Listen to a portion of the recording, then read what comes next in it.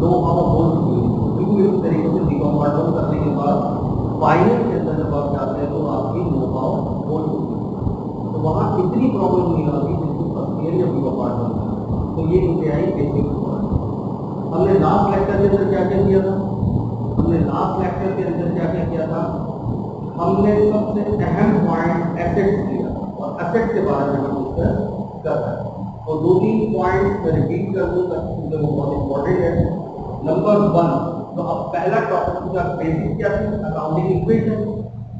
और accounting equation के अंदर एसेट, लायबिलिटी और कैपिटल, ये 3 पॉइंट पढ़े थे। तो सबसे पहले आता है एसेट। अब एसेट के बारे में हम डिस्कस करते हैं। एसेट क्या था? पहले की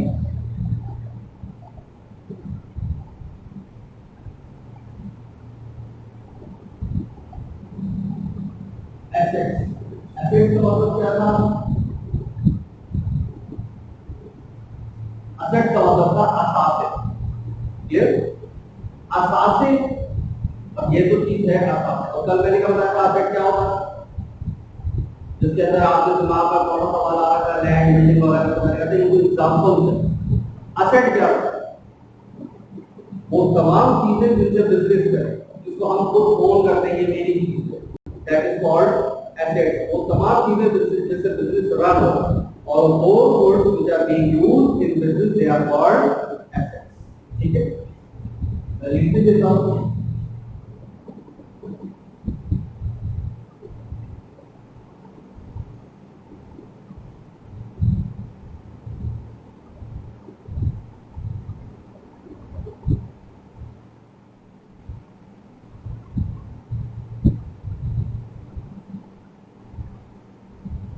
वो तमाम चीजें जिनसे कारोबार किया जाए, वो सब के सब आपके लिए क्या कहलाती है? एसेट्स कहलाती है। वो तमाम चीजें जिनसे कारोबार किया जाए, वो सब के सब क्या कहलाते हैं? एसेट्स कहलाते हैं। क्लियर? अब एसेट्स में 2 कैटेगरी थी, सही? नंबर 1 करंट एसेट और नंबर 2 फिक्स्ड एसेट। करंट किसको कहते हैं? जो 1 साल के अंदर अंदर इस्तेमाल हो जाए। और फिक्स किसको कहते हैं? जो 1 साल से ज्यादा लंबे अरसे के लिए इस्तेमाल किया जाता है। तो अभी हम पहला नंबर 1 पॉइंट लेते हैं,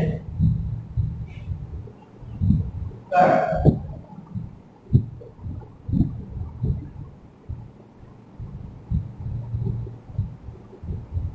आसान शब्दों में इसके लिए लिख देता हूं क्या?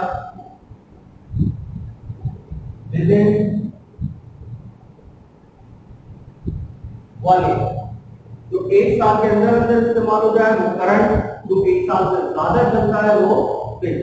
तो यहां पर मैंने क्या लिख दिया? विदिन 1 ईयर, ये हो गया करंट। अब करंट में स्टेप बाय स्टेप कौन कौन सी चीजें आती हैं? तो बेसिक पॉइंट्स के अंदर क्या क्या है? Number 1 cash, number 2 bank.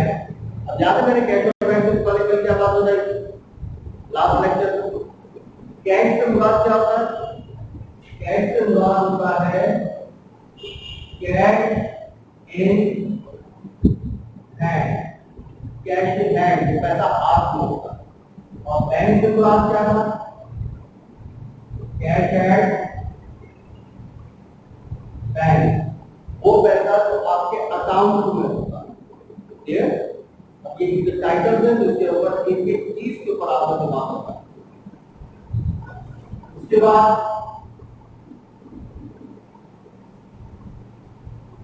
Account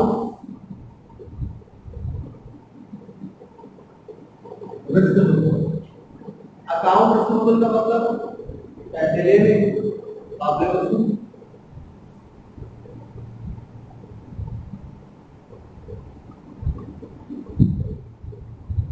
और ये लफ्ज आपके दिमाग में आएगा कब? उधार पर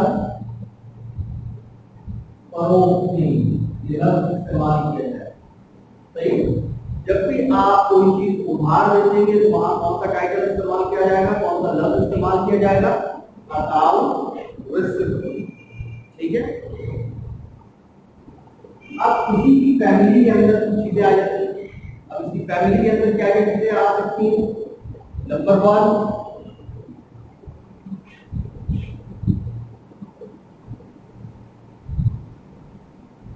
बिल्स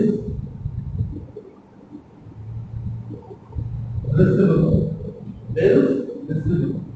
और नंबर 2 नोट्स रिसीवेबल। है रिसीवेबल ही, बस इसका बात क्या है, अकाउंट रिसीवेबल, ये बिल रिसीवेबल और ये नोट रिसीवेबल। क्या फर्क है तीनों के अंदर? अगर सिंपल आपने माल उधार किसी को बेचा है और उससे पैसे लेने हैं तो उसके लिए टाइटल क्या होगा, अकाउंट रिसीवेबल। अगर उसी को आपने डॉक्यूमेंट की शक्ल दे दी, बिल बना दिया, इनवॉइस बना दी, रसीद बना दी, और आप उसको क्या बोलेंगे, बिल रिसीवेबल। और अगर उसी को आपने प्रोमिसरी नोट बना दिया, बाकायदा टाइम पीरियड मेंशन कर दिया कि अब आपको 3 महीने के अंदर अंदर पेमेंट करना लाजिम है, 2 साइन हो गए, गवाहों के अटेस्ट करवा लिया, गवर्नमेंट पेपर पे लिखवाया है कि अगर वो ये नहीं करेगा तो आप उसके खिलाफ कानूनी कार्रवाई कर सकते हैं, तो वो क्या कहलाता है, नोट है। नेचर तीनों का वही है, पैसे लेते हैं। अब ये रिसीवेबल है, इसी के साथ कोई भी रिसीवेबल हो सकता है, कोई भी पैसे आपने कमीशन ले ली उसको क्या बोलेंगे,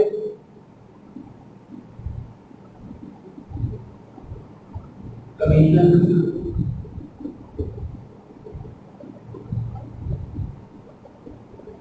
आपने किसी से इंटरेस्ट लेना है तो इंटरेस्ट रिसीवेबल, आपने किसी से लोन लेना है, लोन रिसीवेबल, सैलरी लेनी है, सैलरी रिसीवेबल, बोनस लेना है, बोनस रिसीवेबल, एडवर्टाइजिंग लेनी है, एडवर्टाइजिंग रिसीवेबल, फीस लेनी है, फी रिसीवेबल। यानी हर जगह कोई भी चीज लेनी है तो उसके साथ क्या होगा, रिसीवेबल। और ये याद रखना है, रिसीवेबल है क्या, असेट, और असेट भी कौन सा है, करंट। ये तो एक नाम लिख दिया, अभी सेकंड को नाम दो नेचर हुई तो रिसीवेबल हो जाएगा, लेकिन ये कैटेगरी याद नहीं याद रखना। वैसे तो नॉर्मली 99.99% यही लफ्ज इस्तेमाल हो रहा होगा अकाउंट, लेकिन अगर कोई और चीज लेनी हो तो उसके साथ लफ्ज रिसीवेबल हो जाएगा। जैसे एग्जांपल देती मैंने, commission receivable, interest receivable, service receivable को। क्लियर? उसके बाद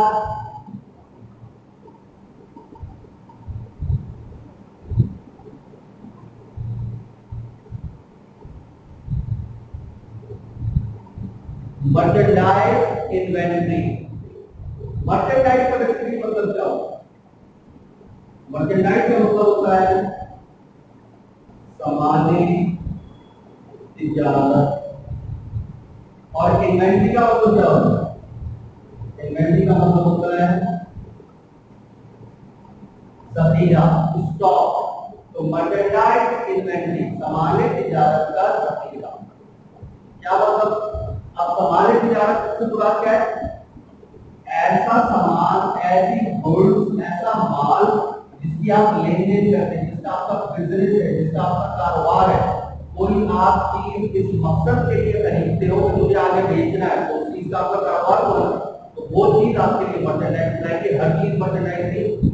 मिसाल के तौर पर एक पेन है, आपका इसी का बिजनेस है, आप पेन खरीदते हो, बेच देते हो, तो ये पेन आपके लिए क्या कहलाएगी, मर्चेंडाइज। लेकिन ये चेयर और अगर कोई है तो चेयर आपने खरीदी है तो उस मकसद के लिए थोड़ी खरीदी कि आप आगे बेचोगे, तो आपने खरीद बैठने के लिए खरीदी है, तो वो मर्चेंडाइज नहीं। तो मर्चेंडाइज का पॉइंट ये है, मर्चेंडाइज बोलते किस चीज को, हर वो चीज जिसका आपका अपना बिजनेस होता है वो मर्चेंडाइज है, इसके अलावा नहीं। मिसाल टुडे मैं इतना एक्सप्लेन की वजह से कर रहा हूँ, इससे अंदर कंफ्यूजन होती है बात। फर्स्ट कर लो, एक मिसाल दे रहा हूं, एक चेयर है, तुम्हारा बिजनेस ही चेयर है, तो चेयर अंडर इसको भी मर्चेंडाइज हो जाती। लेकिन अगर ये चेयर तुमने अपने बैठने के लिए खरीदी है, अब ये मर्चेंडाइज नहीं, क्योंकि तुम्हारा मकसद आगे बेचना नहीं, तुम्हारा मकसद उसका खुद ही इस्तेमाल करना है, आगे बिजनेस करना नहीं है। तो वो है वो चीज चेयर जिसका तुम्हारा बिजनेस है, लेकिन वो मर्चेंडाइज नहीं है। पॉइंट समझ आया? और मजीद पे एक्सप्लेन कर दूं, ये जो लफ्ज मर्चेंडाइज है ना, मर्चेंडाइज जब भी आप खरीदेंगे, अकाउंटिंग में तो कोई भी काम करते हो उसको रिकॉर्ड कर रहे होते हैं कि भाई ये काम करा, ये काम करा, ये काम करा, उसको रिकॉर्ड कर लिया जाता है। मर्चेंडाइज में क्या काम होता है, मर्चेंडाइज का खास बात ये कि लफ्ज मर्चेंडाइज यानी अगर वो मर्चेंडाइज है, मर्चेंडाइज का अगर हमारा क्या चीज, हर वो चीज जिसका आपका बिजनेस है वो मर्चेंडाइज है। और बिजनेस का मतलब क्या होता है, आप कोई चीज इसलिए खरीदें कि आगे आगे आपको वो बेचना, तो वो मर्चेंडाइज। और मिसाल मैंने पेन की दे दी, अगर आपका पेन का बिजनेस है, पेन खरीदते हो आगे बेच देते हो, ये आपकी मर्चेंडाइज। तो रिकॉर्ड करते हुए अंदर क्या बात है कि रिकॉर्ड करते हुए अगर आपने इसको परचेज किया तो रिकॉर्ड करते हुए उस चीज का नाम नहीं लिखते बल्कि लफ्ज परचेजेस इस्तेमाल करते हैं। और इसी तरीके से जब सेल करते हैं तो लफ्ज सेल्स इस्तेमाल किया जाता है। सही। अच्छा, इसके अंदर एक छोटा सा पॉइंट है, तो परचेज मत कहना, परचेज को एक बार परचेजेस, टाइटल का नाम है परचेजेस। और इसी तरह सेल ऐसी डबल एल वाला नहीं है, सेल्स, ये टाइटल का पूरा नाम है। तो आपने भी स्पेलिंग ये चीज करेक्ट करके लिखनी है, ठीक है। तो अब क्या है, मिसाल आपका बिजनेस किस चीज का, पेन का। तो अब याद रखो पेन तुम्हारे लिए क्या बन गई, मर्चेंडाइज हो गई, ठीक है। अब पेन अगर खरीदोगे तो रिकॉर्ड करने में क्या लिखोगे आपके पास, परचेजेस। मैंने यहाँ पर भी लिखा हुआ परचेजेस, समझ जाएंगे आपने पेन खरीदे। और अगर सेल किया तो लफ्ज का इस्तेमाल करोगे सेल, तो जहाँ पर लिखा हुआ होगा सेल तो आप और समझ जाएंगे मैंने पेन खरीदी।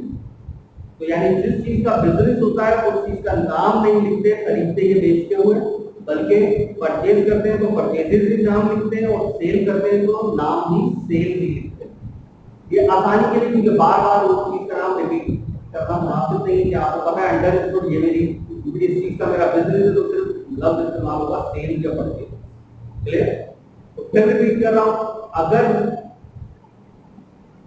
पेन आपकी मर्चेंडाइज है, किसी का बिजनेस है और पेन परचेज करेंगे तो रिकॉर्ड करते हुए क्या लफ्ज लिखेंगे, परचेजेस। और सेल करेंगे तो क्या लफ्ज लिखेंगे, सेल। और बिल्कुल इसी बात कि आपका बिजनेस तो पेन का ही है, लेकिन आपने फर्नीचर खरीदा है। अब क्या करें, तो फर्नीचर का बाकायदा नाम आएगा फर्नीचर, और अगर फर्नीचर बेच दिया है तब भी उसका नाम आएगा फर्नीचर। इससे क्या पता चलेगा, जब नाम आ जाता है तो इस चीज का मेरा बिजनेस नहीं है, अगर खरीदा हो या बेचा हो, मैंने अपने बिजनेस के पर्पस के लिए काम कर रहा हूं, लेकिन ये मेरी मर्चेंडाइज है। Point clear. मर्चेंडाइज और मर्चेंडाइज ना होना इस कैसे डिफाइन करेंगे आप, कि अगर लफ्ज सेल्स और परचेज लिखा हुआ है तो समझ जाएंगे ये वही चीज है जिसका मेरा बिजनेस है। और अगर उसके अलावा कोई और चीज सेल परचेज की जाती है तो उसका नाम लिखा जाएगा, ठीक है। अब बिल्कुल इसी तरीके से इसका वाइस वर्सा भी याद रखो। मिसाल, अब तुम्हारा बिजनेस पेन का नहीं है बल्कि तुम्हारा बिजनेस ही फर्नीचर है। क्लियर। तुम्हारा बिजनेस किस चीज का है, फर्नीचर का। फर्नीचर को परचेज करते हो, फर्नीचर को आगे सेल करते हो, तुम्हारा बिजनेस किस चीज का होगा, फर्नीचर। तो फर्नीचर क्या बन गई तुम्हारी, मर्चेंडाइज। अब रिकॉर्ड करते हुए क्या गानी है, अब फर्नीचर क्योंकि मर्चेंडाइज है, अब फर्नीचर को परचेज करेंगे तो क्या लफ्ज इस्तेमाल होगा, परचेजेस। फर्नीचर को सेल करेंगे तो क्या लफ्ज इस्तेमाल होगा, सेल। क्यों, क्योंकि फर्नीचर आपकी मर्चेंडाइज है। और उसके अलावा कोई और चीज, मिसाल पेन। अब ये पेन तो आपकी मर्चेंडाइज नहीं है ना, तो आपका इसका बिजनेस नहीं। अब पेन अगर परचेज करोगे तो नाम आएगा पेन। पेन को अगर बेचोगे तो उसका नाम आएगा पेन। ये पॉइंट क्लियर है। सेल परचेज कॉन्सेप्ट क्लियर हुआ। ये जो लफ्ज इस्तेमाल किए जाते हैं ये किया जाता है, तो इस वजह से मैं इतना डीपली और क्लियरिटी के साथ बता रहा हूं ताकि ये पॉइंट आगे आएंगे। बात हम फर्स्ट ईयर के अंदर बहुत मिस्टेक करते हैं। रिकॉर्ड करना होता है परचेज, तुम आप पूरा नाम लिख देते हैं, परचेज मर्चेंडाइज, या नाम ही लिख देते हैं मर्चेंडाइज वगैरह वगैरह। तो याद है कि इन चीजों का खास ख्याल रखना है, चीजों के नंबर कट जाते हैं और पता भी नहीं चलता। जब क्या हम समझते हैं हमारे पूरे नंबर आएंगे लेकिन हमारे नंबर कम आ रहे हैं। यही छोटी छोटी बेसिक उसूल होते हैं चीजों की जिसकी वजह से नंबर और कम आते हैं। ये पॉइंट क्लियर हो गया परचेज और सेल। तो अगर वो मर्चेंडाइज है तो अलग से इस्तेमाल किया जाएगा, परचेज करेंगे तो परचेजेस और सेल करेंगे तो सेल्स। जबकि इसके अलावा कोई और चीज सेल परचेज की जाएगी तो उसका नाम है। बिल्कुल कॉन्क्लूजन सिंपल क्लियर है मर्चेंडाइज का। अब मर्चेंडाइज के बाद नेक्स्ट पॉइंट क्या है कि लव इस्तेमाल किया जाता है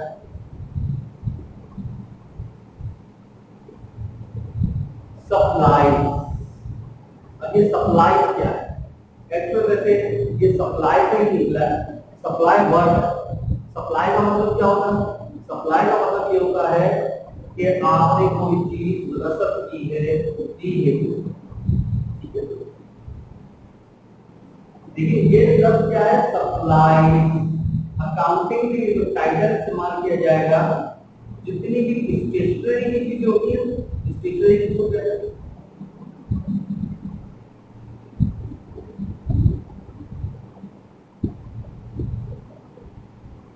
स्टेशनरी की चीजें क्या क्या होती है? तो एक ऑफिस टेबल के ऊपर चीजें रखी होती है, पेन, पेंसिल,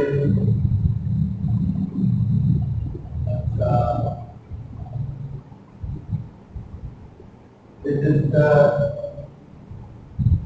कॉपी, फाइल्स, ये तमाम चीजें जो pen, pencil, sharpener, eraser, scale, pages, register, file, ये तमाम स्टेशनरी की वो सब क्या कहलाती है? सप्लाई। टाइटल पे सप्लाई का टाइटल का इस्तेमाल किया जाएगा जब किस टाइप की कोई भी चीज कंसीडर हुआ और अकाउंटिंग के लिए वो क्या इस्तेमाल किया जाता है? सप्लाई। अरे जितनी भी बातें चल रही हैं वो ये सब आपके किसी के लिए ही ये लफ्ज आगे इस्तेमाल किए जा रहे हैं तो उनका बेसिक कॉन्सेप्ट क्लियर होगा। कॉन्सेप्ट क्लियर नहीं होगा तो फिर वो रट्टाफिकेशन होगी कि बच्चे पता है कि ये लफ्ज इस्तेमाल होता है, क्यों होता है, इसकी नेगेटिविटीज क्या है, वो फिर आपको पता है। तो फिर वो पढ़ तो इंसान लेता है कि बात वही होती है कि थोड़ा सा आपको कंफ्यूज किया जाए, अच्छा बताओ ये क्या होता है, आप शक्ल ले लेते। आपको अपने ऊपर कॉन्फिडेंस होना चाहिए कि यार जो मैंने बताया वो भी बात सही है।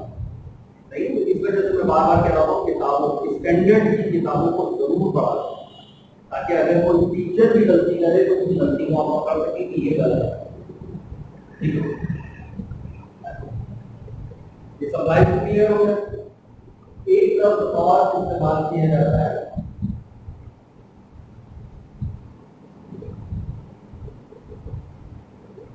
प्रीपेड। क्या लफ्ज इस्तेमाल किया गया? प्रीपेड। अब ये प्रीपेड क्या है? प्री का मतलब क्या होता है? पहले। प्री का मतलब पहले। पेड, पेड का मतलब क्या होता है? अदा किया, अदा किया हुआ, पेड अदा कर दिया। प्री मतलब पहले, इसका क्या मतलब है? पहले ही अदा कर दिया, एडवांस में अदा कर दिया, या अभी वक्त हुआ नहीं लेकिन आपने उसको वक्त से पहले पेमेंट कर दी। That is called in accounting prepaid. The point there. अब इसके अंदर कहानी क्या है? लफ्ज प्रीपेड। अब जरा गौर करो, ये जो लफ्ज अदा, अदायगी है, पेड अदा करना, अदा करने का ताल्लुक किस चीज से होता है? हम आमदनी को अदा करते हैं या खर्चों को अदा करते हैं?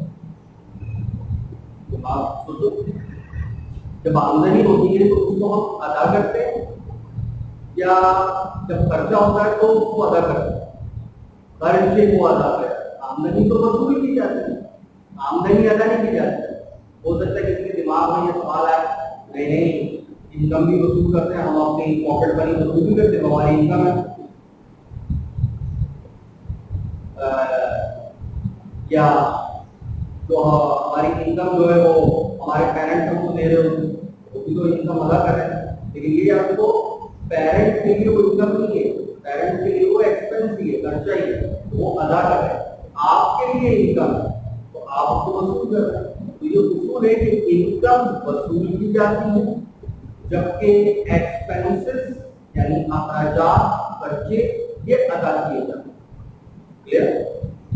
तो लिहाजा जब मतलब पेड इस्तेमाल हुआ, पेड अदा किया, तो पेड लफ्ज उसका ताल्लुक किससे हुआ? खर्चे। इसका ताल्लुक किससे हो गया? खर्चे से, एक्सपेंस। तो अब ये याद रखो, अब इसका पूरा टोटल वसूली मतलब क्या बन गया? ऐसे खर्चे जो वक्त से पहले अदा कर दिए जाए, अकाउंटिंग की लैंग्वेज में उसको प्रीपेड कहते हैं। अकाउंटिंग की लैंग्वेज में उसको क्या कहते हैं? प्रीपेड। ये यानी आसान शब्दों में हम क्या कह सकते हैं? खर्चे की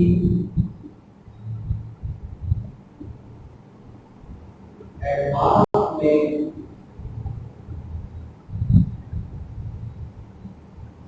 अदायगी, यानी ऐसे खर्चे जो अभी अमल में ना आए हों लेकिन आप उसको वक्त से पहले ही पे कर दो तो अकाउंटिंग की लैंग्वेज में क्या कहते हैं उसको?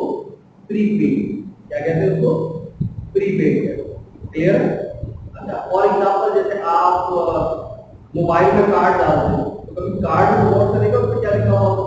उसमें लिखा होता है प्रीपेड, यानी अभी आपने एक कॉल भी नहीं की लेकिन आपने पैसे वक्त से पहले उसको अदा कर दिए। इस वजह से मुद्दा कहलाता है prepaid.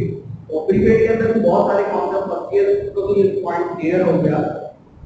Same as this is BCom part वालों के लिए कि आप जब 80 पास करते हो, फर्ज करो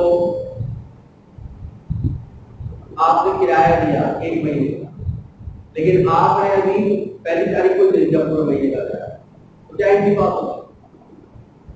1 महीने का किराया पहली तारीख को दे दिया तो क्या 80 पास होगा?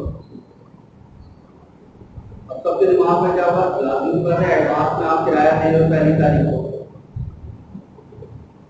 क्या प्रोड्यूस कर रहे हो? Prepaid rent debit, cash credit. ऐसी। और अगर मैं और इसकी दूसरी एग्जांपल भी दूं कि आप सालाना अपनी इनकम स्टेटमेंट होगी, नॉर्मली सालाना ही होगी, और साल के अंदर आपने 6 महीने का किराया दे दिया, नहीं आप सारी स्टेटमेंट कब बनाते हो? 1 साल के बाद पढ़ते हो, जनवरी से साल शुरू हो रहा है और दिसंबर को बनाते हो, तो आप क्या इंट्रोड्यूस करोगे? 1 महीने का किराया दो या 10 महीने का दो या पूरे 12 महीने का दो? क्या इनकी बात होगी? प्रीपेड रेंट डेबिट और कैश क्रेडिट। सबके दिमाग में यही आ रहा होगा, क्योंकि मसला ये है कि हमें पढ़ाया भी ये किया हो, टीचर ने भी ये बताया हो, और बात पाकिस्तानी किताबों के अंदर भी ये लिखा, जबकि ये टोटल एंट्री गलत है। अब कॉन्सेप्ट सुनो क्या है? किराया पूरे पूरे महीने का ही होता है, वो तुम एक दिन इस्तेमाल करो, अपने घर में रहो या शॉप पे रहो या पूरा महीने शॉप इस्तेमाल करो, किराया आपको देना ही देना। और स्टेटमेंट बनती है पूरी 1 साल की, 1 साल के बाद इनकम स्टेटमेंट वगैरह, तो वो जो किराया होता है उसको प्रीपेड कभी भी रिकॉर्ड नहीं किया जाएगा। वो भले आप 12 महीने का 1 साल दे दो, पहली तारीख को दे दो या कभी हो, इनकी रिकॉर्ड होगी rent expense debit cash credit. अब ये जाके बड़ी बड़ी किताबों में प्रूफ कर लेना, देख लेना, वरना मैं पीडीएफ सेंड कर दूंगा, स्टैंडर्ड की पूछता हूं तो आप चेक कर लेना, या अगर आपके पास 3 से 3 है इस टाइप की कोई कैसो इस टाइप की बड़ी बड़ी किताबें, अपडेटेड किताबें मौजूद है, तो उसके अंदर आपको क्या रिकॉर्ड होगा? Rent expense debit cash credit. अब मैं पहली एग्जांपल की बात करता हूं, पहली तारीख को आपने किराया दिया 1 महीने, क्या की बात की? Rent expense debit cash credit prepaid नहीं हुआ, क्यों? क्योंकि वो 1 महीने के बाद तो वैसे ही एक्सपायर हो जाता है। तो ये नॉनसेंस बात होगी कि पहले उसको रिकॉर्ड करो, पहली तारीख को रिकॉर्ड करो प्रीपेड और 30 तारीख को फिर दोबारा प्रीपेड को खत्म करके एक्सपेंस रिकॉर्ड करो। अकाउंटिंग का तो मकसद ही बेसिकली क्या होता है? आसान करना, ना कि अपने लिए ही आजाद बना लेना। इतने अकाउंट हुए तो वो मेंटेन ही नहीं हो पाता। ये जो अच्छा अकाउंटेंट और एक बुरा अकाउंटेंट, दोनों में फर्क क्या है? अच्छा अकाउंटेंट क्या होता है? अकाउंटिंग को आसान बनाकर पेश करता है, जब वो हर किसी बंदे को समझ आए। और बुरे अकाउंटेंट का मकसद ही यही हो रहा होता है कि उसको समझ में नहीं आ रहा था तो उसने करना है क्या। यही बात होता है कि तो बिल्कुल फर्स्ट ईयर होती है उसके अंदर ये छोटी छोटी बेसिक पॉइंट्स पढ़ाने चाहिए, लेकिन वो वही पढ़ाएगा तो पहले उसको पता हो। क्लियर? लेकिन आप ये मजबूरी है, कुछ नहीं कह सकते। हमने भी पता नहीं क्या उल्टी सीधी चीजें पढ़ी थी, लेकिन अब जाके पीएचडी में जब बड़े बड़े डॉक्टर्स ऑक्सफोर्ड से पढ़ रहे हैं तो वो चीजें पता चलती है जो उन्होंने एड के ऊपर रिसर्च की। हमें यहाँ तो सिंपल बीकॉम किया, एमकॉम किया, टीचर बन गया, लेक्चर बन गया, लेक्चरर बन गया और फिर वो पढ़ाना की जो गलत पढ़ा वही गलत पढ़ा। और स्टूडेंट की किताब को बोल के नहीं देखते कि हम लोग पढ़ रहे तो सही है या गलत है।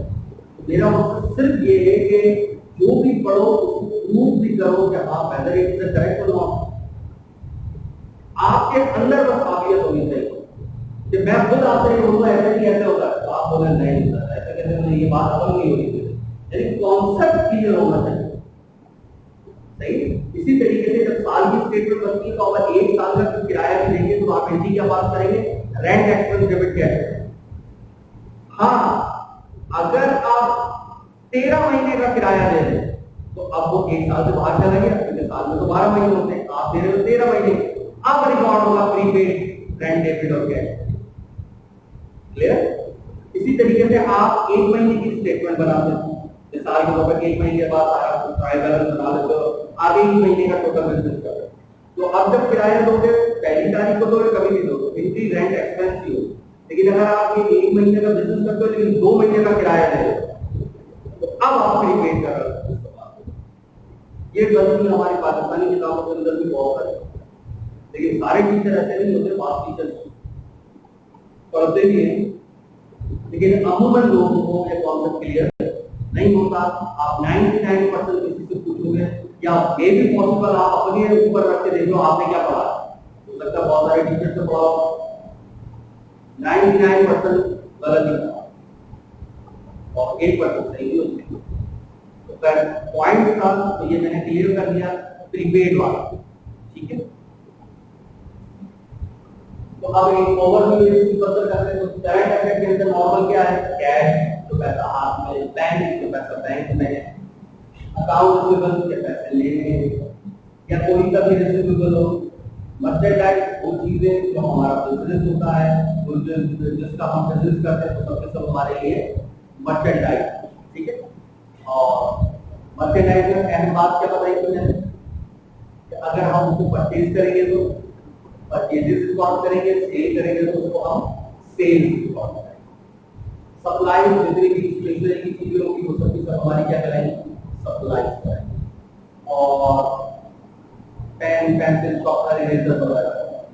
इसी तरीके से प्रीपेड का मतलब क्या होता है, जो वक्त से पहले अदा कर दिया है, यानी रखते जो वक्त से पहले पे करते हैं उसको प्रीपेड। ये एक और छोटे छोटे पॉइंट है जो लाजमी करंट असेट के अंदर आपको ऑफर 99% 8.1% शायद कभी भी ऐसे टाइप का पॉइंट आ जाए, मार्केटेबल सिक्योरिटीज या इन्वेस्टमेंट, ये भी करंट असेट का हिस्सा बात है। तो मैं बता देता हूँ, मार्केटेबल सिक्योरिटीज का मतलब क्या है, जो बॉन्ड वगैरह होते हैं गवर्नमेंट के, ये मार्केटेबल सिक्योरिटीज के अंदर आता है। इसी तरीके से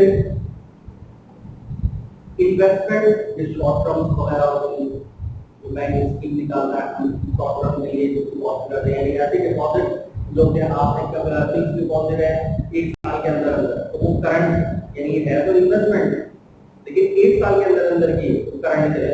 लेकिन ये इन्वेस्टमेंट 1 साल से ज्यादा की हो गई तो फिक्स असेट चलाएगी। राइट, तो ये करंट अभी मैंने 2 बातें बल्कि तो आप बताएं, इन्वेस्टमेंट और मार्केटेबल सिक्योरिटी।